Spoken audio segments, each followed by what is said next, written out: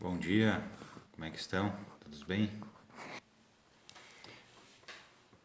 Sejam bem-vindos a mais um Acordando o Sol com as Escrituras.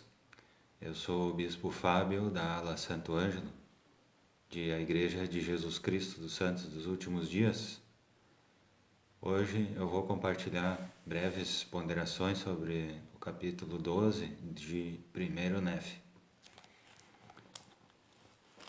Gostaria de perguntar se cada um de vocês já fez a sua oração particular para começar o dia. Aconselho também a cada um fazer a leitura individual, a sua leitura pessoal. E aqui eu vou fazer só breves ponderações, breves comentários sobre esse capítulo. Tá? Esse capítulo 12 de 1º Nefe, então o anjo continua falando com Nefe, né?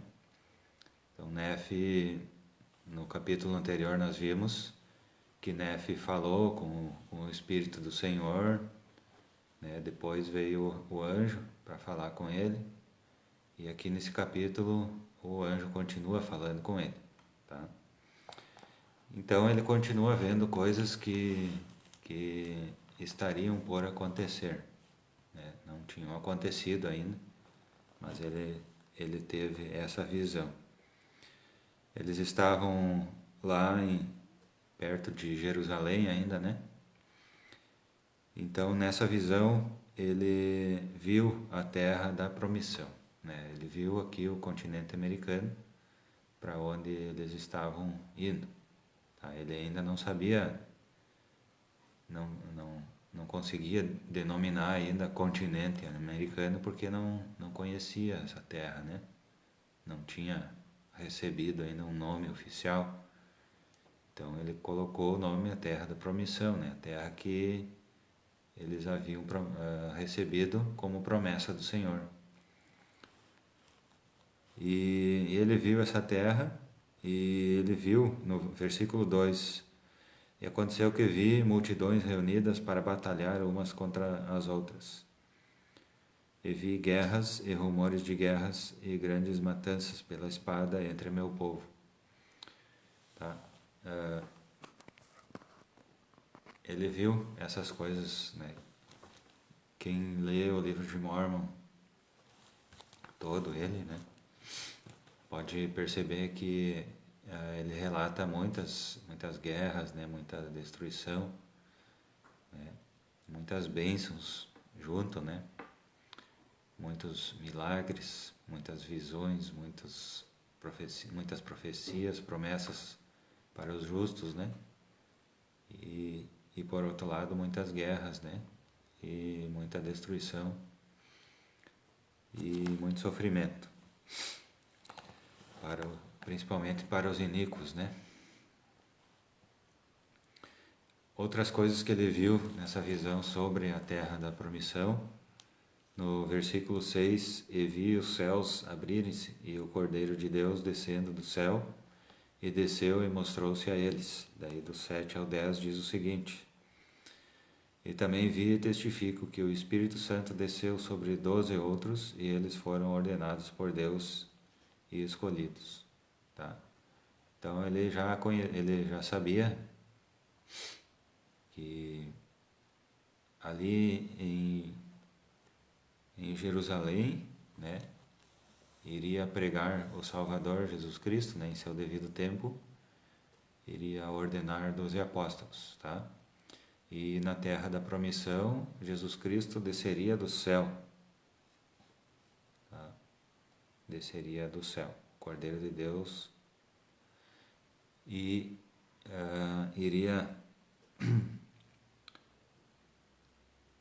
escolher 12 discípulos do Cordeiro, tá? 12 discípulos ali na América, no continente, na terra da promissão, tá? Isso ele viu também, tá? E daí no 9, o anjo continuando a falar para ele, né? E disse-me: recordas-te dos 12 apóstolos do Cordeiro? Eis que eles são os que julgarão as 12 tribos de Israel. Portanto, os 12 ministros de tua semente serão julgados por eles, pois sois da casa de Israel. Estes 12 ministros que vês julgarão a tua semente. Então, os 12 apóstolos julgarão toda a casa de Israel, e esses 12 ministros, eles julgarão a semente de Nefe.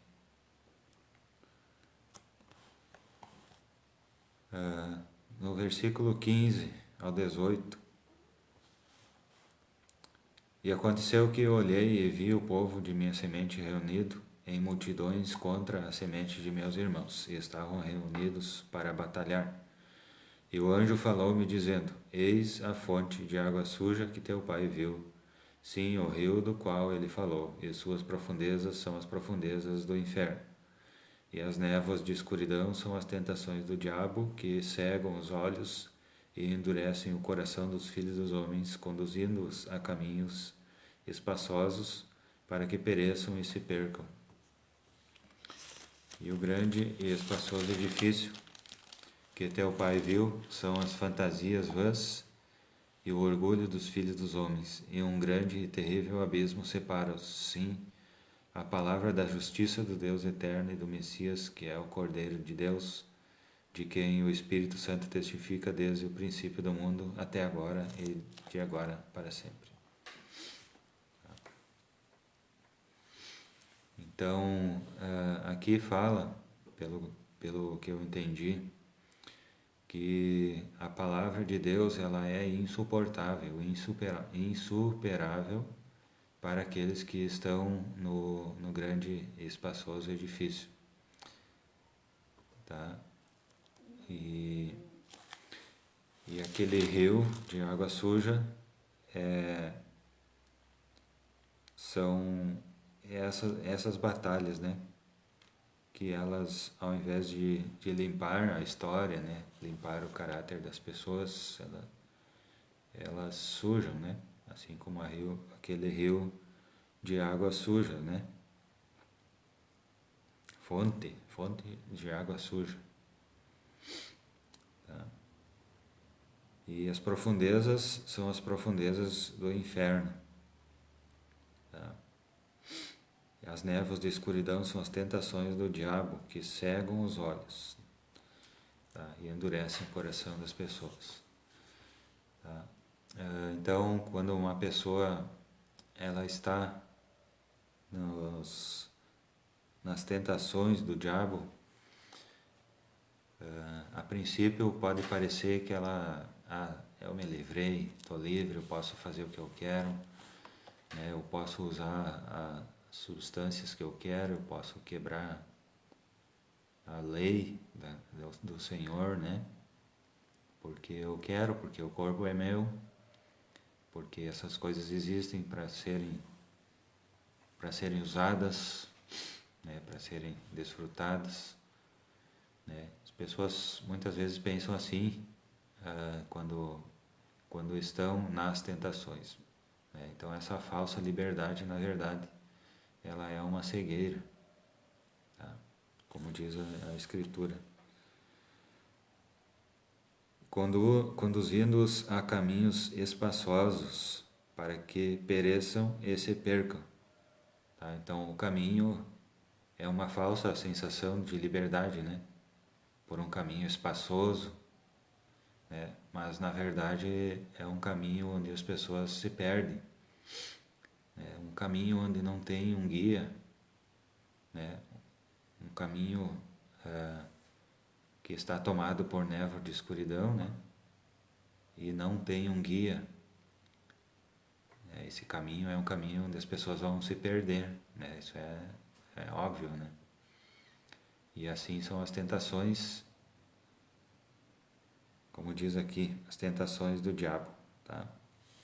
De toda a espécie. Pode ser a tentação física, a tentação do dinheiro, né? Da palavra de sabedoria. Pode ser, existem várias formas de tentação.